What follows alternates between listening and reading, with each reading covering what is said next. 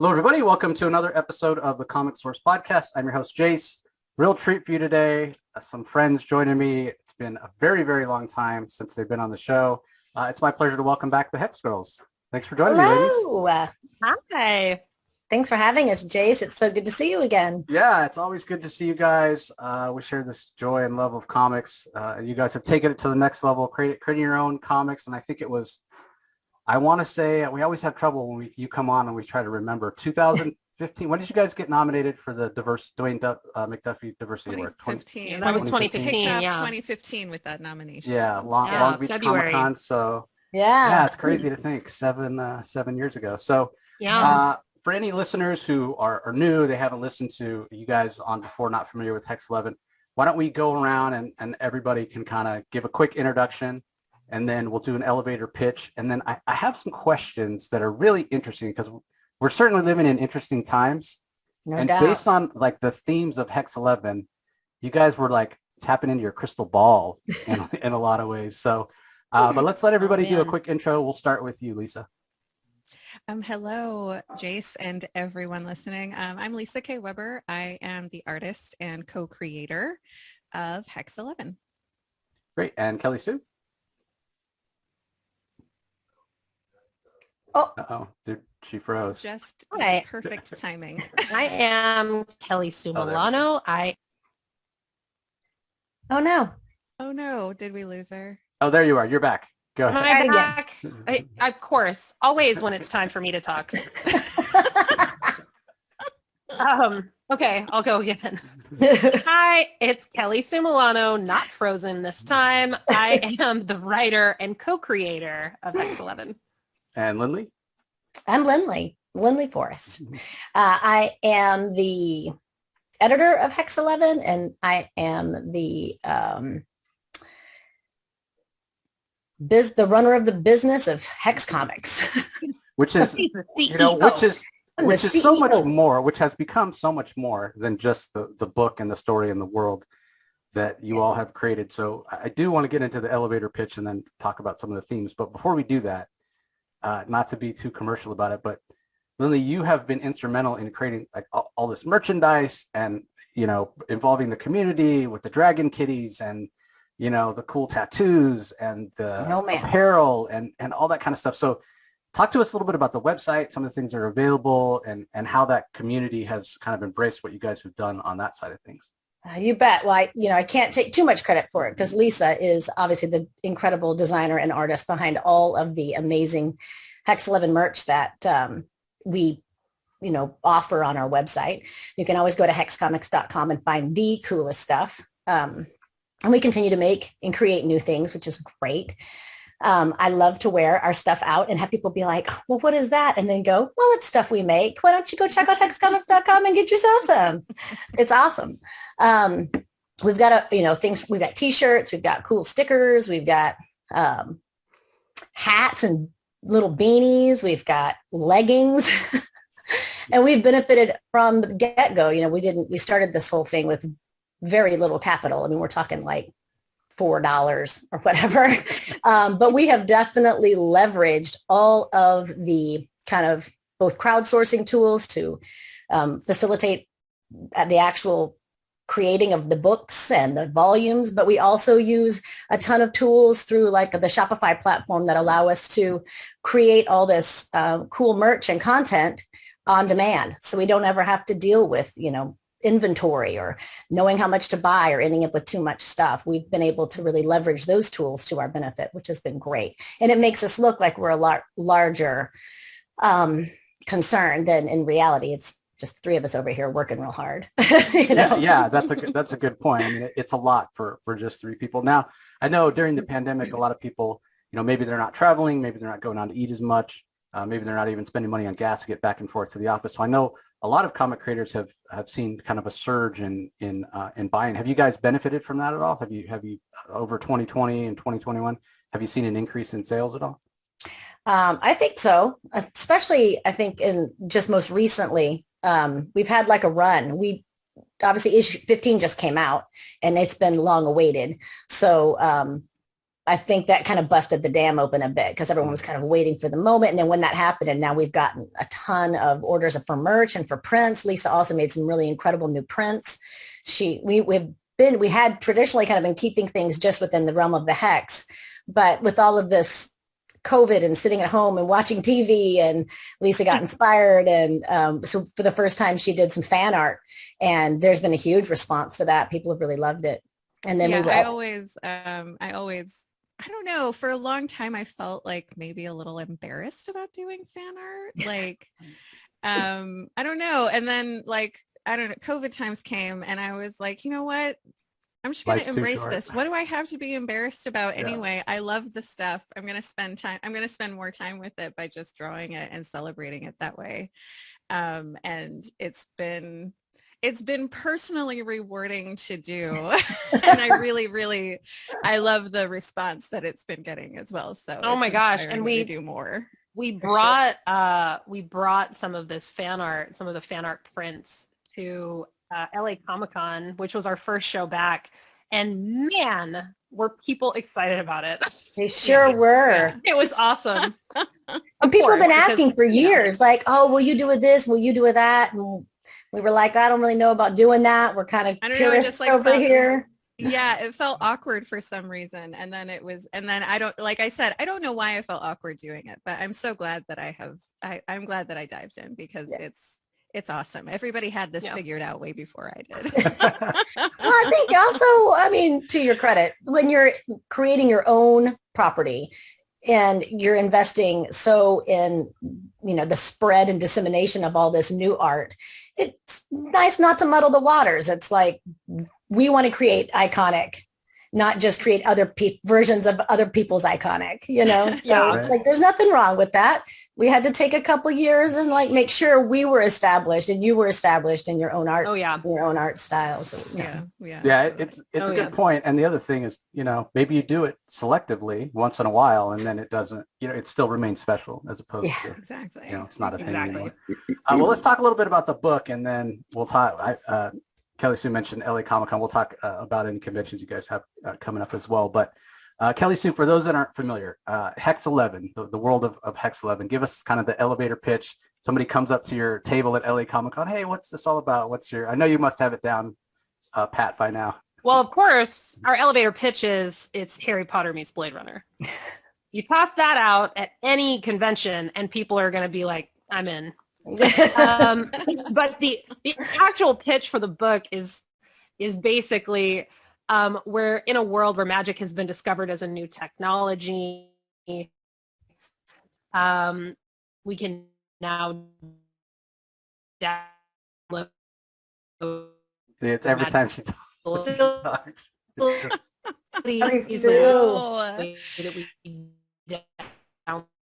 Wow. Oh, it's a bummer. To our phone. And it sort of okay, what was the question? Where are we now? We did get the elevator pitch. Oh, the elevator pitch. That's right. Okay. We got the Harry Potter. We got Harry Blade Potter, Runner. Blade Hex Runner. 11. After we say it's Harry Potter meets Blade Runner. Okay. So in the world of Hex 11, magic has been discovered as a new technology that works better than the internet. And with this technology, we are able to download magical abilities to ourselves the way that we would download apps to our phone. It's created a bit of a class war because there are naturally magical people in this world. And so they've kind of been shoved out of society and they're living in this sort of burrow called the Hex, which is where our hero is. She is a young witch in training named Eleanor. She's studying under a master oracle named Vera. And she's really angry about having to do all these menial tasks all the time. And she's wanting to get out there and fight for the good. And so she's sent on one of these boring errands one day. She comes across a magical firefight between a demon mercenary and a black market magic dealer. And she's like, well, here's my chance. Time to shine. She jumps in there and she gets way in over her head. And she begins to uncover this larger conspiracy, which is what launches us into the entire story of Hex 11. So while that's not so much an elevator pitch, that is what our book is about. Yeah, and like I was saying earlier, so prescient in a way with, Oh, yeah. Omega Corp and Pyrian kind of having these fascist tendencies. And I certainly didn't think when I met you guys in 2015 that the world would somehow come in a lot of ways to mirror some of these ideas that you initially had, yeah. Lisa. Yeah. How, I mean, you must be aware of it. I mean, how do you, what's your reaction to that? Like how it must be kind of bittersweet in a lot of ways. Oh yeah. I mean, I've said before, like as I was kind of developing the world of the Hex before the three of us got together to make it like real, I was using all forms of inspiration, including, history and current events, to kind of like build out the details of how the world worked. And yeah, I didn't predict how dark this timeline would become. And who could have really? I mean, Yeah. yeah, but at the same time, it's like, I don't know, in hindsight, it's like, how could we not predict it? There were all these signals that this was happening that we didn't pay attention to. And so I think it's just kind of one of those things, like you tap into the reality of the world around you. Yeah. And it's kind of hard to not just, through osmosis, maybe without even consciously realizing you're doing it, pick up on the stuff and like be able to express something about it. To just know that it's like, because to tell a story, to try to connect to people is, it's, you have to connect to the, force, so the to magic. speak. Yeah. Exactly. And I think that all of the truths are in there, whether you realize you're doing it or not. And so it's kind of, yeah, bittersweet is a perfect way of putting it. Yeah. Yeah. Well, I think that's what makes the Hex 11 community such a great community, because maybe we all on some unconscious level saw this coming, but the people that Hex 11, at least it's been my experience, the people that Hex 11 the story of Hex 11 and the world of Hex 11 resonates with the best are the people that really have the same values and want to see the same kind of freedom of inclusivity and gender and all those kind of things that are inalienable inherent rights in who we are as people. As opposed to the other side. I mean, I hope nobody's picking up Hex 11. Maybe, correct me if I'm wrong, somebody's picking up Hex 11 because they're rooting for the Omega Corp. Like, who does that? It'd be pretty hard pressed to find that route. Yeah. We don't make that too easy. Walk away from the book being like, man, these Omega guys, talk about an underdog. Right. Probably not. And if so, that's some interesting thought process you have there. Yeah, Exactly. That's on you, my friend. Exactly. But let me ask you this, Kelly Sue. With the world sort of turning darker, has it been more of a challenge? Have you guys felt like you needed to push the envelope at all on the story? Like all of a sudden these ideas we had that felt really evil, all of a sudden don't seem so evil in context of what's going on in the real world, unfortunately. Well, it's really, it's a surreal experience to be creating a book that is, I don't know that we would necessarily call Hex 11 dystopian, but there are elements of that. And to be creating a somewhat dystopian world amidst an actual dystopia, it's pretty weird. Yeah. But I will say that, the beauty of it is that we get to sort of create the timeline that we want to see. I was just recently, there's a huge, at least at the time that we're recording this, there was a big to-do about a book that's been banned in Tennessee, a graphic novel called Mouse. And I've had a lot of conversations with friends of mine who grew up reading books that are way worse and that are not rooted in historical fact, right? And what we've walked away from reading things like Stephen King and B.C. Andrews and all of these books when we were growing up is that, you know, darkness exists whether we like it or not. Mhm. And that what these types of stories can show us is that we find the light by choosing it within ourselves moment to moment. And I think that's what Hex 11 has always been about, even before the times that we're living in now, which is about, you know, recognizing your own magic, whether you're naturally magical or not, and using it for good. You know, I don't want to give away anything that is happening in the most recent issue, but there's a big thread of this where you feel like you're powerless and you really can step into a space where you can empower yourself by choosing the best thing that, Mhm. you know, is available to you at that time. And I think that's something that we're all experiencing right now in our own lives.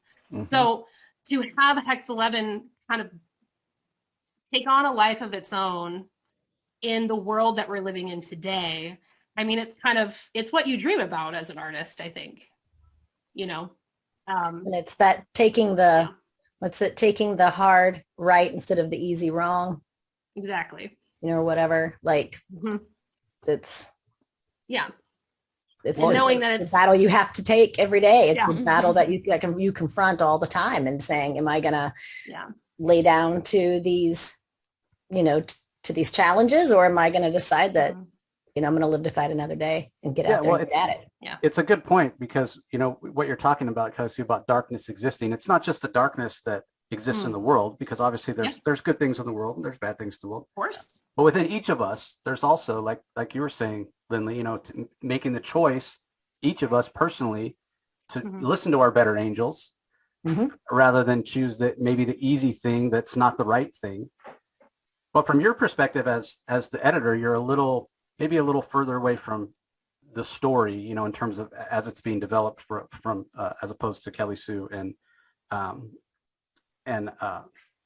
Lisa, when they're, you know, actually in the midst of it. And sometimes you get so close, you know, you can't see the forest for the trees. Sure. So do you ever find that you have to go back and say, okay, we need to make sure the characters are finding that balance? Because that's the thing, especially when it's true of all the characters in Hex 11. They are very complex, and that's kind of what makes it so relatable. Mhm. You know, but especially when you start talking about Elle, you know, with her in the first couple of arcs, you know, when she goes to the Verge and whatnot, like, we find there's a lot more darkness in her than even she realized. You know, Well, isn't that the truth for all of us? You know, like, unfortunately, probably so. you find when you're poked, you know, like what comes out. You know, Yeah. if you're really challenged, what are you gonna meet it with? You know, and that's, I don't think on a kind of a fundamental level, that's kind of it's the good versus evil. It's the classic. It's the Bible. It's the whole, it's everything. It's all stories. It's all of it's what we get up with every day. Why are we civilized? Why don't I walk out of here and just run my car over every person I see? You know, that's a choice I could make, but it's not a choice that I make because it's not the world I want to live in. It's not the person I want to be. It's not the legacy I want to leave, you know? So we have to get, I think, well, oftentimes we're not always so conscious of it, but I think within these strange times we're in now, we're being confronted with so much of that, looking at each other and looking at ourselves and going, what do I do now? What do I do when I'm in this really difficult situation? I have kids. There's this mask mandate. I've got angry parents at school. I'm being confronted by all of this polarization. Who am I? What do I believe in? How do I act? And it's really interesting to see but the choices people make. And in this, I think in Hex 11, because there's so much diversity in the cast of characters we have here, and also in where they come from and what they're about. You know, we've got humans, we've got demons. There's a whole set of opportunity there. And it's interesting to see who makes what choice and why. And that we also come to understand, which is something I've always valued so much about Lisa's concept and Kelly's writing is that these characters get an opportunity to kind of express themselves. And so we can see ourselves in all of these characters, so when you read the book, you're like, I identify, maybe with lots of them, maybe with just one of them, but we can see ourselves in these characters. And I think that's what makes a great story. And then that is what changes us as readers. We can be influenced in this really profound way. And that says a lot. And that the feedback we get from people, it's profound. And it's, we're incredibly grateful for that. And I'm incredibly grateful that we have been able to make something that mattered to others. And that mattered to us. It was important to us when we develop every character, as we develop every character from the beginning, and any new character that comes along, it's really important whether they fall on the spectrum of good to not good, that the villains aren't all inherently evil and the good guys aren't all inherently heroic all the time, because that's the truth. That's what people are. That's what we are. And I mean, I have many days where I am not my best self. And we all, because stuff's coming at me and I just boom, react. And so that's why it's important to show that Eleanor is complicated in this way, that she as much as she's like, I'm a good guy and I'm just perfect, it's like, no, you're not. No, you're not. Well, I think one thing that speaks to that, having just reread the whole thing, I still don't know that I have a favorite character. Like, it changes from scene to scene almost. Like I'll read one character's scene, and they're getting the spotlight, and I'm like, yeah, they're my favorite. And then the next one comes along, and I'm like, no, I like them better. That's awesome. Yeah, it's so funny. Is there? But I am curious. Is there a consensus in the community? Is there one character that's more beloved than the others? Faye gets a ton of attention. Yeah, but I think it's just because she's so bad. I think she's bombastic. So exactly. I think that's what happens with her. But I have not seen any consensus at all. Like, we have so many people that just, they love this character or that character, and there's no consistency. I haven't seen it weighted at all. Me neither. That's cool. That's cool. So I'm not alone necessarily. Well, here's another thing.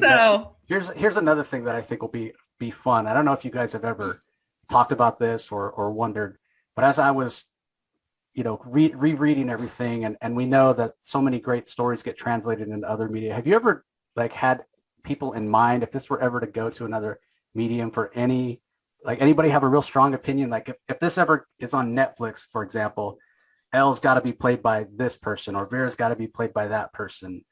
Oh man. Have you ever thought about it? Anybody? I mean, we've definitely sort of we've had fun conversations about who we would want to have. I think it becomes more of who our inspiration was for these characters than it is who we would want to see play them. Yeah. It's funny because Kelly Sue keeps it's happened a couple of times now where she starts watching something that I've seen before and she's like, wait a minute, is this character Booth? Oh my gosh. This just happened. It's true. This just happened. I was Kelly Sue's been watching Justified. So late to the party on Justified. Right? And I'm like, oh my God, I am in love with Boyd Crowder. As was I. I texted Lisa and I'm like, wait, is Boyd Crowder Booth? Lisa oh my God, I never realized. But man. Yeah, he totally is. And I was like, Boyd Crowder was actually one of my main inspirations when we were developing Booth. So yeah. And it happens it's not the first time it's happened that Kelly Sue has been like, wait a minute. I recognize this person. So it's if we had the people who were the inspirations for some of these characters actually play them, I mean, can you imagine? I mean, if we had Walton Goggins come in to do Boo? Do Booth, yeah. Netflix? That'd be Come amazing. on. That'd be That would be amazing. incredible. Yeah. Yeah, that would be That would really be super cool. well, and the other thing, this speaks to something you were talking about, Lynly, with the diversity of the characters.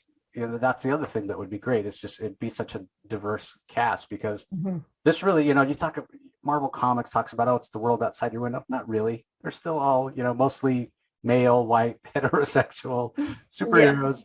Yeah. Your guys' cast is really much more diverse, and that speaks to what we were saying earlier about being nominated for the Dwayne McDuffie Diversity Award way back in 2015. So really from the start, right, Lisa, this was something that, and I never felt like you were doing it so you could say, hey, look what we're doing. We're diverse. It felt so Absolutely. organic right from the start, right? Yeah. Oh yeah, it's no, yeah, I want diversity to just be like So that we don't even have By to talk about it default. anymore in a way. Yeah. yeah, Well- like all diversity in all things. What's the I'm gonna lose some nerd creds because I can't remember the Vulcan maxim about diversity, but Oh, Lisa. How I'll dare lose you? some of them because I still keep some of the creds because I know there is a Vulcan. Yes. thing There about you go. You're diversity, way ahead of but me. but it's like, but that's what I'm going for here is like there we don't need to be precious about it. Like we just it just needs to be there. There just needs to be a rainbow coalition in Mhm. all stories Yeah. because we are all humans. Yes. And there's no reason that any story we're telling, there's no reason for people not to be able to see themselves in it. So Exactly. Yeah, and I say this to people all the time. It's like, we are much more alike than different, even if you want to talk about on a genetic level, we're like, somebody has darker skin than me, African-American roots, 99.99999, like far, far, far decimal places. Seriously. We are the same. So Yeah. let's focus. How about we focus on that vast majority of what we have in common instead of the, infinitesimal percentage amount that we're different. What difference does it? Exactly. And how really insidious it is when people in power turn turn us against each other to divide so that they can then take advantage of those resources, which is ultimately, exactly. and that is the life we're living right now. And it is, what is going on in the Hex as well with Pyrian and them using their, superior access to things, resources, what have you, media, to distort and to turn people against one another or to make it us and them when that is not at all what's going on here. It's a great example. They'd rather have us fighting amongst ourselves than realizing that what they're doing. And that's exactly what the Omega Corp is doing. Yeah. The mark of good stories are stories where you aren't striving to make a statement or make the diversity be some kind of event in your story, but also to tell the story that is about our similarities, because often it's the similarities that are the most antagonizing to folks, the ways that I'm actually like this person that I've been conditioned to think is so much more different than me, and we would never meet on, neutral ground in any way. And, not to say that this is something that we're expressly doing with Hex 11. If that happens, that's amazing, right? Yeah. But I think that's what you can strive for is like, look at how silly this ends up being when we're actually saying, oh, we want the same things and we value the same things. And we're just all stuck in this headache. Yeah. As we're all stuck inside. But one of the things that is true, as we've said, the world's become a little darker, over the past, certainly since, we've become acquainted in the last 7 years. But in talking about diversity, there have been improvements. I mean, I think, at least from my perspective, and granted mine is limited as a heterosexual white male, it does seem like the conversations, maybe all the improvements aren't there, but the conversation's more out in the open. Would you agree with that, Lisa? Oh, absolutely. Yeah. I mean, yeah, there's no putting it back now. Right. You know, like people will sometimes be like, oh, diversity is such a buzzword, blah, blah, blah. Yeah, that's I don't see that as a bad thing. Yeah. It's like, I think that it should absolutely be part of the conversation, and it has meaning whether you try and dismiss it as a buzzword or not. The fact that it has entered our consciousness the way that it has means that we are conscious working. of it now, Yeah. and it's working. I say good. Yes. I don't watch And much there's like no commercial backlash. television, but when I have like been out, like say in a restaurant or somewhere where the commercials come on, I am so thrilled at the diversity in commercials. Like it's happened finally. It's Right. finally happened. It's not just a bunch of white dudes on lawnmowers or white moms in grocery stores. It's like everybody and everything. We've got mixed race couples. We've got, you know, whole families of, you know, people from that are not just, you know, Euro. It's like, this is awesome. And it's such a relief. Like, I don't think I thought that was ever going to happen. And the fact, and it's out, it's like, we're not going back. We're never going back to the way it was before. And it just like warms my soul to be like, finally, everyone gets to see themselves in these stupid commercials I can't stand. But at least they get the option, you know? Yeah. Yeah, and I think for the people that complain about it, what I say, you know, is they're like, really, it has to be every commercial? I'm like, well, the pendulum's got to swing. It was way over to the right. It's got to swing to the left. It'll settle in the middle eventually. Yeah. But the other thing that's great about that, it's not just in you know, commercials, but also primetime shows and that sort of thing. My daughter is never going to know any different, and I love that. You know? Me too. To her, that's going to be well, that's just normal. And from our generation, that wasn't how it was. It was all white people in you know, and not just white people, but white people that were a hell of a lot better looking than me. Yeah, exactly. Yeah, and so skinny. Yes, Everybody's so skinny. Yep. all the time. So, well, I do have to ask again. We don't want to spoil anything, but I do have to ask because issue 15 just came out, as you said, and I'm assuming it was you, Lisa, but maybe Kelly Sue. But my guess is it's Lisa. You got to do something I think that maybe you always wanted to put in a story, which was this cool, you know, Ocean's 11 type, hey, we're going to have a heist. Let's all break it down. Here's all the people and their roles. Here's all the steps. It was fantastic. Was that like a bucket list thing for you?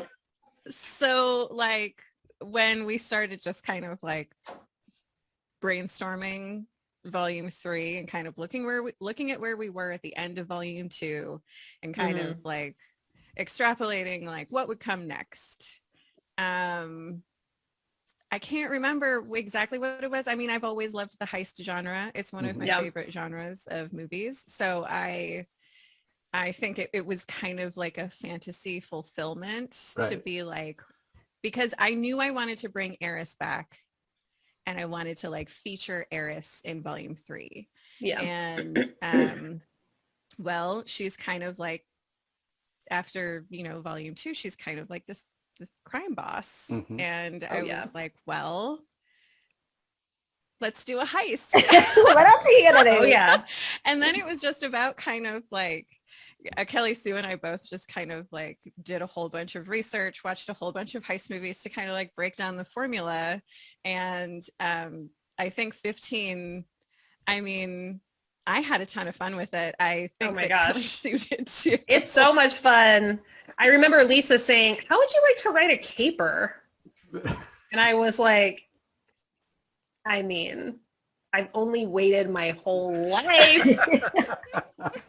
But then what was funny is you start to apply this and you're like, oh, this isn't easy. No, it's not. No, it's Make not. it So good. what we because ended it's up gotta be doing, good. one thing we ended up doing to kind of get our creative juices flowing is a very dear friend of mine has been a D&D DM for years. And so we passed the particulars off to him and we did a day at the old Hex house where we played a good old fashioned game of D&D with Hex characters and in this sort of landscape that we were wanting to create the story from. And a ton of what came out of that game has ended up in this volume, which is really cool. Wow, that's a fantastic way to get inspiration. And so heist capers, that's one of my favorite genres.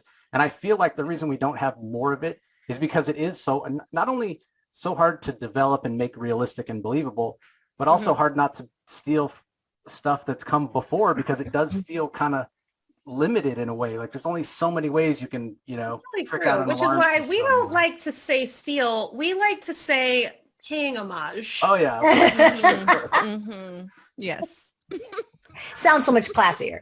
Yeah, it's Yes. it's absolutely fantastic, issue 15. And I think this is a good time for all you listeners out there to let you know that I do have some copies of 15 to give away. So there's a couple things you need to do in order to win. I've got 3 copies of issue 15, which I will ship to you. I'll handle the shipping. What you need to do is make sure you're following the comic source on Twitter. DM me a picture of your receipt that shows that you bought Hex 11 Volume 1, and also a screenshot that you have followed Hex 11 on Twitter. It's Hex Comics. At Hex Comics. At Hex Comics. Yes. Yes. And I'll put a link in the show notes to their Twitter account as well. So 2 things. Show me your receipt for Volume 1. Show me that you followed Hex Comics on Twitter, and I will happily send you an issue 15. So you can go to hexcomics.com, like Lynly said before, to check it out. And we'll again, all this information will be in the show notes, and we'll talk about it again at the end. But yeah, I thought issue 15 was fantastic, and there was a bit of a break between 14 and 15. I'm sure, as we all were struggling with the pandemic, must have been great to have a new issue out in the world again. Kelly Sue, what were your thoughts? Like, how was it received? Oh man, it was so exciting. I mean, I think that every company, every artist, every person, everywhere took a giant break. And that was true for us as well. Lots of life happened in between 14 and 15. So to be bringing the story back kind of feels like, it sort of for me felt like the first step back into like, oh, we're getting back to our lives now. We're kind of picking up where we left off. So it felt so good to have a new issue come out. And the community that we've talked about, Lisa, so much, I'm sure they were there supporting you guys. So you recently did LA Comicon, and I ran into at least 2 of you there. I'm sorry I missed you. Lynly, it would have been great to see you in person. Oh, my hands were full, man. Yeah, I'm sure. But how was that convention for you, Lisa? Did you have a lot of returning? Was it more returning members of the community? Was it new people? Was it a mix? It was a healthy mix. I was so excited to do a convention again. Like, obviously before COVID, I had no idea how much I would miss conventions. And like, wow. I was so looking forward to it, and it delivered. Like, I was just so happy to be there. So happy to see all of our returning friends. And so excited to there were a whole bunch of new people who, who joined the Hex at that show. It was an excellent show. And just really, really good feelings being back, and because it's just so inspiring when you can, you're talking about the community. It's so inspiring. I think that's a part. There were many reasons why there was a delay between 14 and 15. But I think a part of it is that there weren't shows that were they end up being kind of like a driving motivator to keep doing the work, because you have people waiting, and people are going to be showing up at this show wanting this next issue, and you want to deliver it to them. Oh yeah. So yeah, for all of these reasons and so many more, it was a great show. So glad to be back to some semblance of interacting with humans again. Well, it's a good point, right? Because so much of creating comics and creating story, creating fiction is such a solitary, you're in your house, you're sitting at, Exactly. You don't really get that feedback. I kind of liken it to, the fact that I absolutely loved cooking before I was a professional chef, because I loved doing it for my family and sharing it with them and seeing their reaction. And then when I was in the commercial kitchen and you send the food out, you don't get to see people enjoying it, You're not necessarily inspired to continue. But and that's at the shows, the conventions where you guys get to interact with people who've read it, who come up excited. Hey, when's the next one coming out? That's how you recharge your batteries, right, Kelly C? Oh my gosh, 100%. And it was really interesting to see, you know, as we've said many times before, this is a homegrown effort. So when we go to shows and we pass off books and we print them and all these things, we're doing all of that, just us. So we weren't really putting a ton of time into a internet presence, you know. The followers that we have on Instagram or Twitter are people that we know from shows mostly, right? They're people who have picked up the book on Comixology and just decided to follow us. You know, we don't have a PR team. We don't have a marketing budget necessarily. So with the absence of those shows, it was a real bummer to not be able to connect with all of the people and to have the feedback that we normally get for what we do. And I know this is something that is not unique to us. Every indie creator experiences this, right? But to be back at the show, and we, the first day we were there, we had this young girl come up to our booth, and she's, you know, in her cosplay. And she saw us and was like, oh my gosh, I can't believe it's you. And you told me to go to art school, and I did. And I love you so much. And she was like emotional. You know, we had another fan who we had met years ago who we had encouraged to go to art school, and he brought us his comic that he ended up making. And it's those types of things that are, it's the fuel to indie creators, and to not have that for so long was very difficult, but it made the comeback that much sweeter. Well put, Kelly Sue. Still not easy out there, right? I mean, there's still a pandemic and health concerns and whatnot, so still a lot of challenges. But Lynly, do you guys have a lot of conventions planned for this year? Some appearances, hopefully getting back out there.